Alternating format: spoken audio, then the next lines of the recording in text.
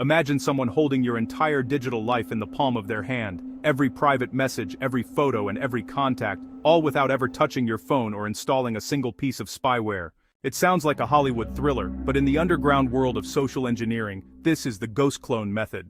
Most people think they are safe because they have two-factor authentication or because they never click suspicious links, but the most elite hackers don't target your software, they target the way the network itself communicates. By the end of this breakdown, you will understand exactly how a WhatsApp account can be mirrored onto a secondary device, using nothing but the vulnerabilities inherent in global signaling protocols. You are about to see the digital world in a way you were never intended to. Before we dive into the technical architecture of a cellular intercept, I need to know, have you ever noticed a strange notification that your WhatsApp was logged in elsewhere, even for a split second?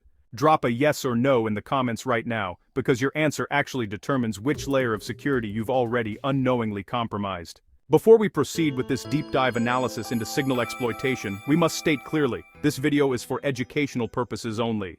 We do not advise, encourage, or condone anyone using the information provided in this video to infiltrate someone's privacy or engage in illegal activities. Understanding these vulnerabilities is the first step in defending yourself, not a manual for misconduct. If you find yourself in a situation where you have been compromised, or if you need the professional services of an ethical hacker, you can find links to contact certified experts in account recoveries, accurate stolen money recovery, and remote monitoring of your kids' devices for safety in the pinned comments and video description. These tools and resources are there to ensure your digital footprint remains yours and yours alone.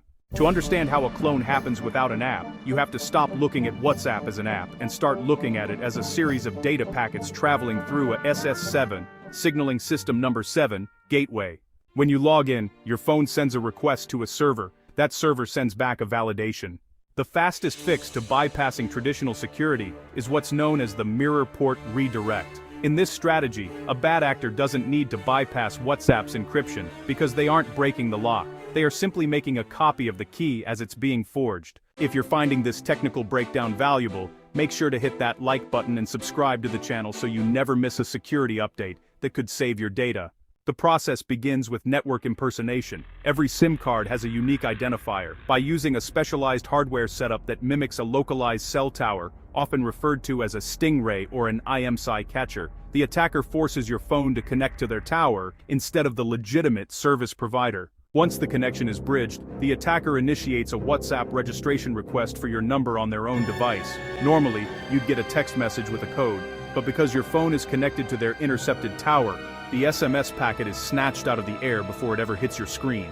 They enter the code, and suddenly their device is an exact clone of your account.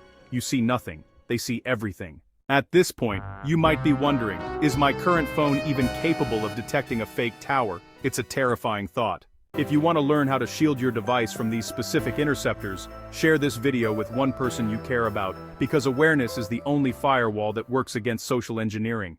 And remember, if you've already lost access or suspect your data is being moved, check the pinned comment for links to certified experts in account recoveries and remote monitoring resources. Do not attempt to hack back yourself.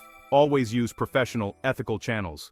The secondary layer of this strategy involves the web session hijacking via high-frequency packet sniffing. Even without a fake cell tower, if you are on a public Wi-Fi, a hacker can use a man-in-the-middle attack to capture the session cookie of a WhatsApp web instance. They aren't logging in as you. They are essentially telling the server that they already are you. The server doesn't ask for a password because the cookie says the session is already active. This is why you must constantly check your linked devices in your settings. If you see a device you don't recognize, your digital twin is already live. So, what's the one app on your phone you would be most devastated to lose access to? Is it WhatsApp, your banking app, or maybe your photo gallery?